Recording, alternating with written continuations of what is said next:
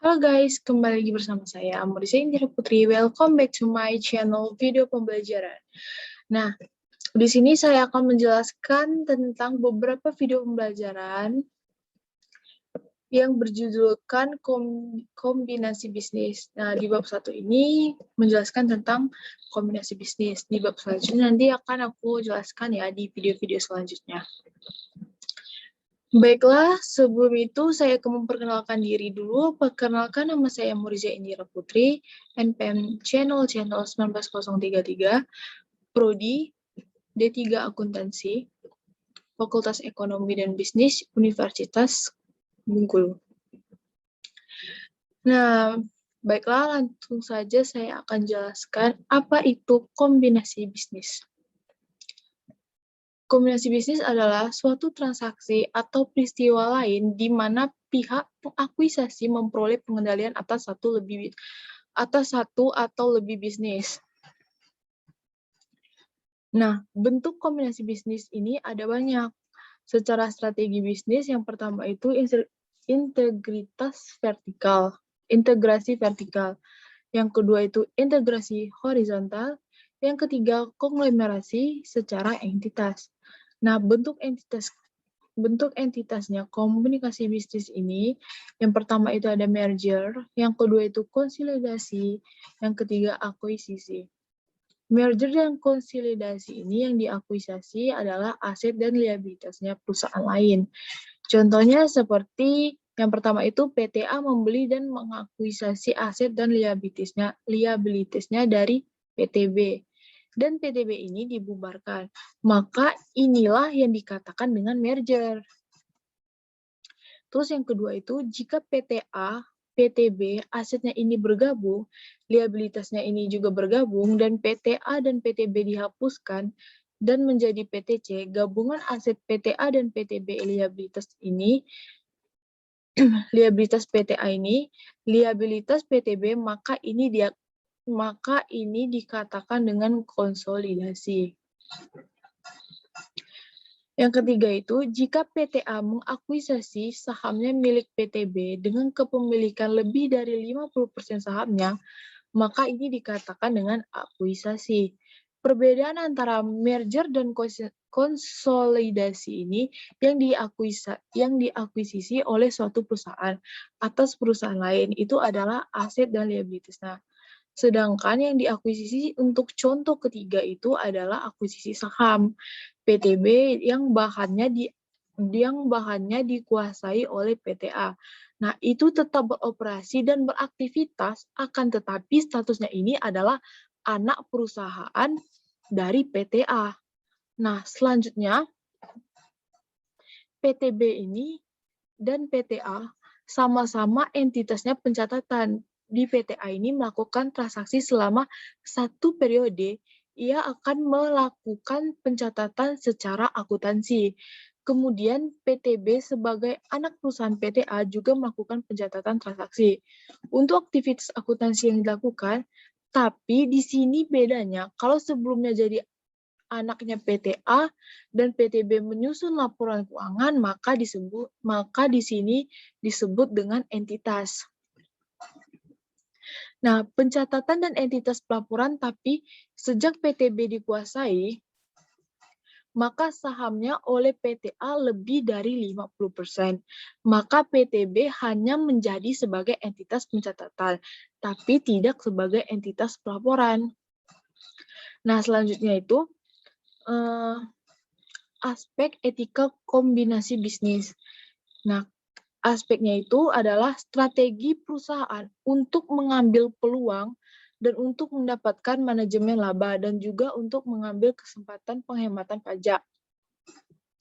Jika perusahaan mengalami up and down, maka harus dilakukan manajemen laba. Sebisa mungkin laba yang dilaporkan itu laba yang smooth, laba yang signifikan. Walaupun tidak bisa menjamin bahwasannya laba ini tidak selalu smooth dan tidak selalu signifikan, walaupun kenyataannya perubahan laba ini signifikan, maka dari itu hal ini bisa diatur dengan cara manajemen laba. Nah, selanjutnya saya akan membahas tentang metode akuntansi. Yang pertama itu adalah pooling of interest atau penyatuan kepentingan. Nah, dalam metode ini menyatukan kepentingan masing-masing pihak akan menyatukan kepentingan bisnis juga, sehingga tidak diperlukan penilaian ulang aset dan liabilitas entitas yang bergabung. Yang kedua yaitu purchase, pembelian ataupun akuisisi. Dalam metode akuisisi, dasar pencatatan adalah nilai wajar pada tanggal akuisisi. Karena kombinasi bisnis ini dianggap sebagai pembentukan entitas baru, sehingga dilakukanlah penilaian atas aset bersih entitas yang bergabung. Nah, di sini juga saya akan menjelaskan apa itu aspek pengakuan kombinasi bisnis. Dan ini juga sering diperhatikan oleh peneliti ketika ada suatu perusahaan yang melakukan komunikasi bisnis. Nah,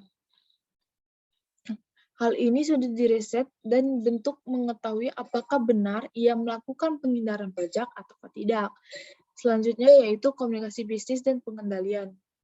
Kapan suatu perusahaan itu dikatakan memiliki pengendalian, maka secara umum pengendalian ini dimiliki atas perusahaan lain.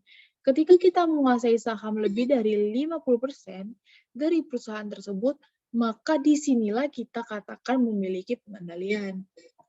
Jika saham 30%, maka dikatakan investasi asosiasi bukan hak pengendalian.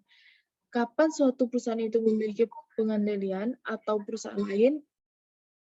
Nah, disinilah kita membahas tentang akuisisi bertahap dan akuisisi sekaligus. Contohnya seperti PTA. Sebelumnya belum pernah kan kalian memiliki persen saham ataupun saham di PTB. Nah, jika tiba-tiba PTA melakukan transaksi membeli 80% sahamnya, maka dikatakan PTA melakukan akuisisi sekaligus. Sekali transaksi langsung memegang hak pengendalian. Nah, di PTA ini sudah memiliki saham di PTB 20%. Pada hari ini, PTA membeli lagi 40% saham di PTB. Maka PTB mendapatkan hak pengendalian ketika ia membeli saham, 40% dari tambahannya. 40% saham di PTB, mengapa saham 40% ini bisa memiliki hak pengendali? Karena sebelumnya PTA ini sudah memiliki saham 20% di PTB. Nah, lanjut, itu tentang akuntansi komunikasi bisnis. Di sini yang pertama adalah merger dan konsolidasi. Yang diakuisisi merger dan konsolidasi adalah aset dan liabilitas. Kemudian, komunikasi bisnis ini akan muncul yang namanya goodwill. Goodwill ini adalah bagian dari aset yang tak terwujud, aset yang tak berwujud. Kapan munculnya goodwill ini? Pada saat suatu kombinasi bisnis. Contohnya seperti PTA membeli PTB. Aset perusahaan B, nilai wajar asetnya total 100 juta. Liabilitasnya bisa 50 juta, berarti aset bersih dari perusahaan PTB adalah 50 juta. Berarti aset bersih dari perusahaan PTB adalah 50 juta. Nah, ternyata aset PTB ini adalah 100 juta. Liabilitasnya 50 juta. Tapi ketika PTA membeli PTB, maka PTA membeli PTB ini misalnya membayar 80 juta. Kenapa 80 juta? Karena PTA mau membayar harga lebih tinggi dari aset bersihnya. Maka jawabannya yaitu karena ada sesuatu yang tidak terwujud di PTB ini seperti reputasi yang sangat baik dari perusahaan B. Sehingga PTA ini tidak perlu lagi untuk membangun brand image yang baik di PTB. Karena hal ini sudah dibangun oleh PTB, maka dari itu hal ini dikatakan dengan goodwill atau aset tidak berwujud.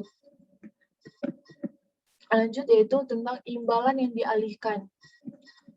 Nah, imbalan yang dialihkan ini yaitu pengorbanan yang dilakukan perusahaan melalui akuisisi. Jika imbalan yang diberikan tinggi, maka perusahaan tersebut mempunyai goodwill. Imbalan yang tidak dialihkan dalam suatu komunikasi bisnis diukur pada nilai wajar yang dihitung sebagai hasil seluruh aset yang dialihkan. Oleh pihak pengakuisisi, liabilitas yang diambil alih oleh pihak pengakuisisi kepada pemilik pihak yang diakuisisi sebelumnya. Jika imbalan yang dialihkan selain kas, maka nilai wajarnya sama dengan nilai nominalnya. Namun, jika imbalan yang dialihkan selain kas, maka timbul konsekuensi yang harus diukur pada nilai wajar. Nah, baiklah, itu saja video pembelajaran aku di bab 1 ini. Lebih kurangnya, mohon maaf. Dan video di bab 2-nya akan saya lanjutkan di video selanjutnya. Bye-bye. Itu saja penjelasan dari saya akhiri. Wabillahi taufiq wal hidayah. Wassalamualaikum warahmatullahi wabarakatuh. See you. Sudah.